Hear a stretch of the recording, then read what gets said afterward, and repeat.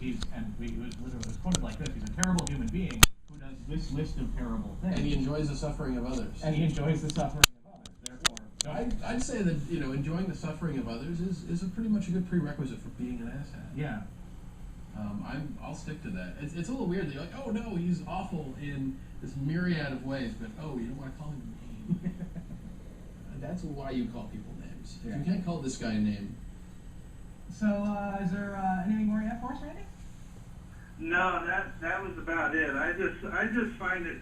I guess I'm a little appalled by it because when I talk to, especially when people approach me, to talk about it, I tell them basically there's only one prerequisite, and that is that my opinions have to count too. Yeah. Yes. And then as soon as I bring up my opinions, then not only do they discount them, but they're offended. And yeah. I don't say anything that is offensive. I don't think. I mean, I don't call anybody names. I don't say that they're crazy for believing what they do, although I usually think that. Yeah, but again, sometimes simply saying you disagree with them, for them, I think it comes from the fact that for a long time, atheists have been really, really silent about our beliefs. We sort of stared at our shoes and kind of just sat there when people say things. A lot of it is we've started responding to a lot of people who say this sort of stuff, and we do want to thank you for your call. Thank you for your call. But yeah, a lot of it is we've been so quiet for so long that people aren't used to hearing us. Yeah. So it sounds louder and more strident and angry than it really is, because if you even listen to a speech by Dawkins, that guy is so remarkably mellow. Yeah.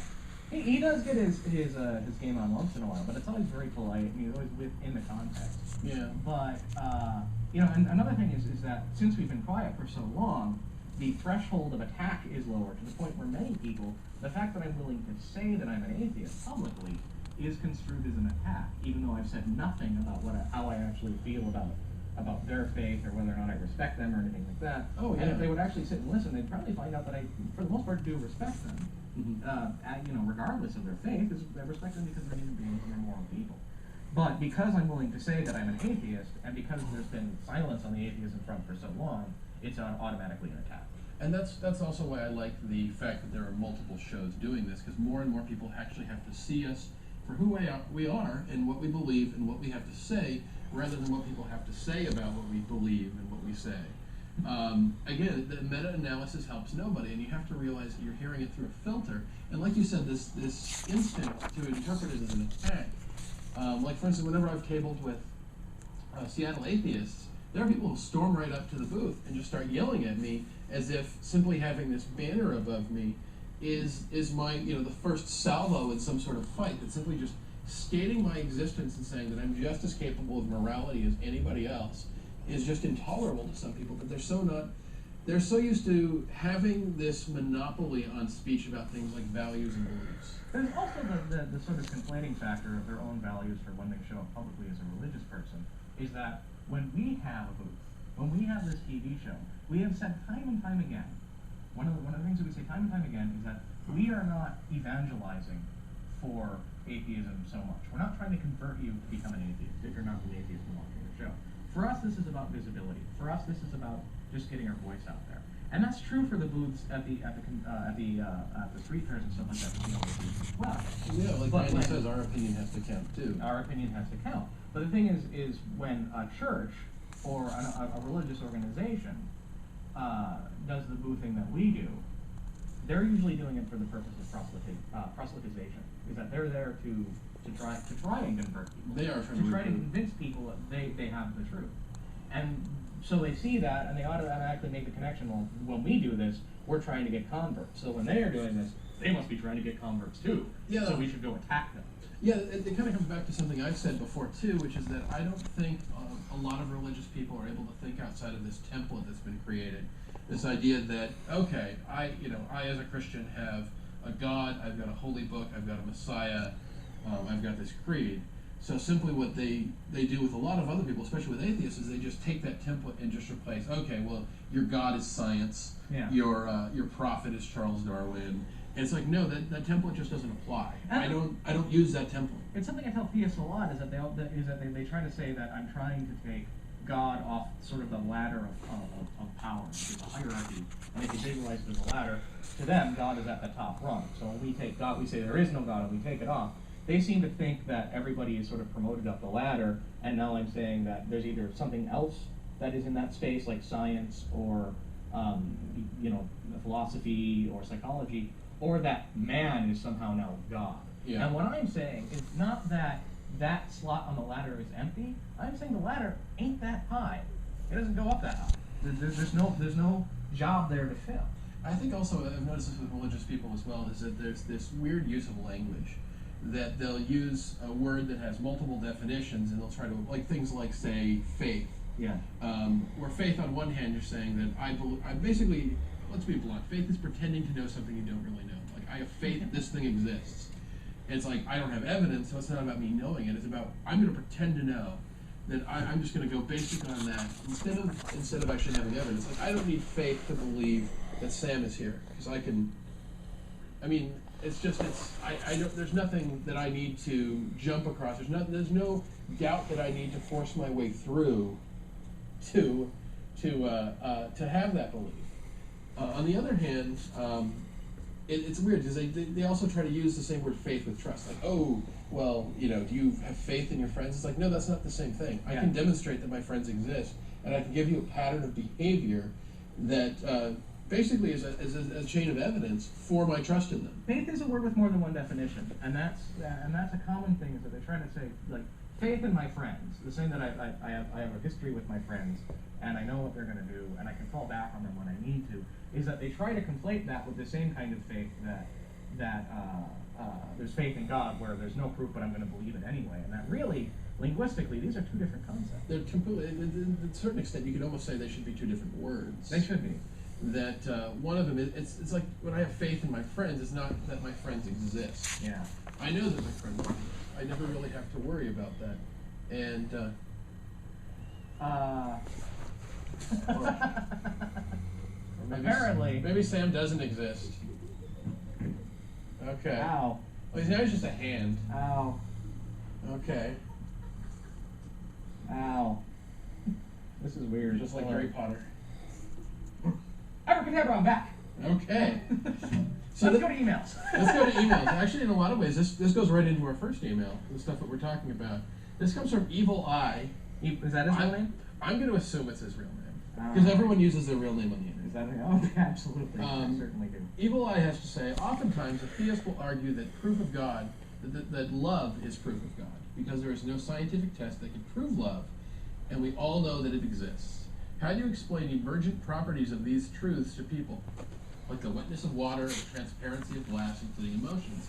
And what argument might they retort with if they understand emergence and try to use it to explain God? I would straight out say, first of all, love is not an energy field. No.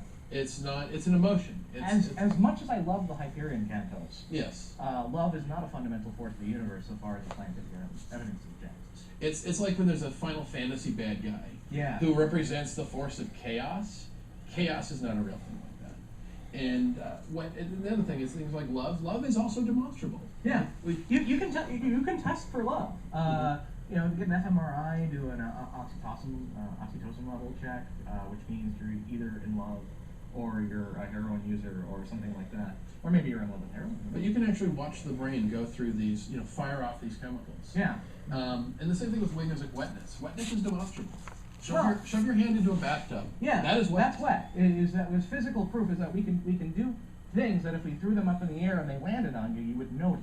Yes. And the thing is, the idea of having to prove that water is wet is sort of a tautologist process anyway, because wetness is sort of the property of liquid that makes liquid a liquid. It's one of the many properties.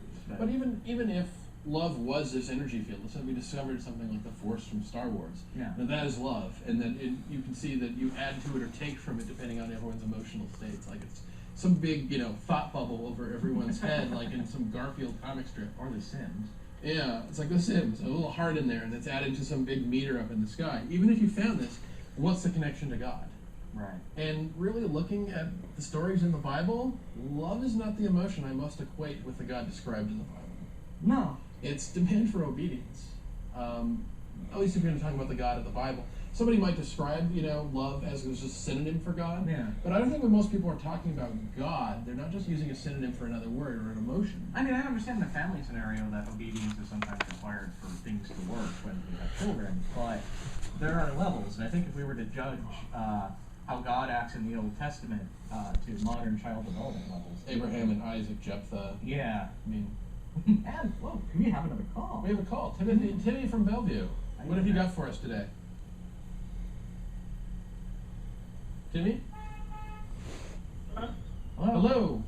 I asked, do you not believe in God, then do you believe in the devil?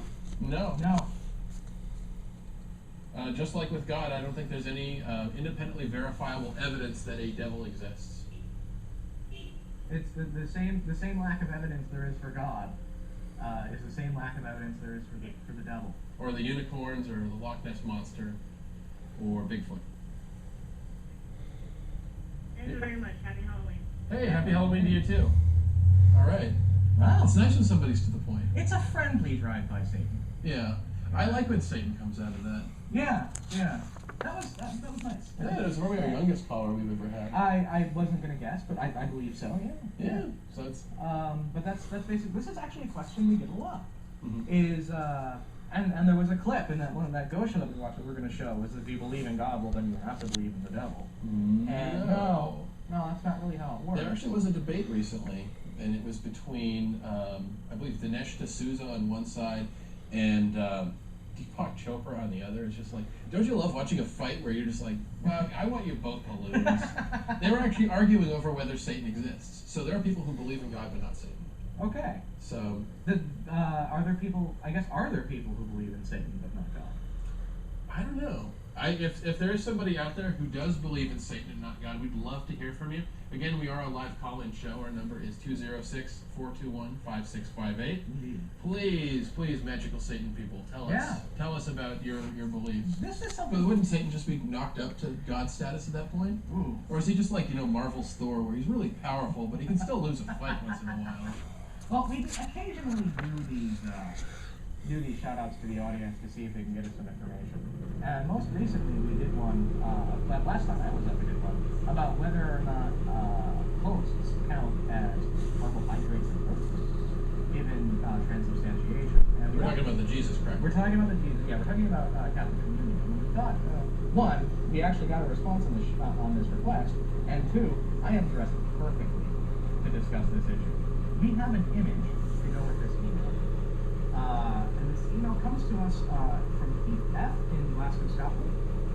And he says, hi folks, you were talking about vegan and diet-conscious Catholics in your last episode and thought you would appreciate this. The attached kit was taken at the Cathedral of St. Mary and St. Anne's in Cork in the north of Ireland. The sign might as well say that the church doesn't believe in its own doctrine. And there you go. Gluten-free hosts available at the cathedral. And that pretty much counts as that if transubstantiation is a real thing, if it's a doctrine of the faith of Catholicism, that they really believe that this stuff is transmuted into the body of Christ, which means it turns from a carbohydrate, it turns from grains into human flesh. One, don't do it. Two, that means that it's Atkins positive, celiac people don't need to worry. People with irritable bowel syndrome or dead bowel syndrome don't need to worry because this stuff becomes protein and it's easier for them to digest. It's kind of weird in a lot of ways. The transubstantiation is such a bizarre belief. And I've actually seen this before. Like, I had a friend who refers to himself as a recovered Muslim. Okay. He was born in Iran, and he's dating a woman who is, her family is Catholic. But he went to a Catholic Mass, I believe, for Easter. And they went through that. He was not prepared for the eating the body and drinking the blood of your God part of the thing. And when I talked to him on the phone, he's like, they were talking about eating Jesus and drinking his blood. And I'm like, oh yeah, that. It's weird though, because when you're sort of brought up with that, you don't really realize that as far as the broad spectrum of religions go, that's really, really weird. It is really out there. It is really weird. I don't know of any other major religious denominations that actually talk about eating their deity.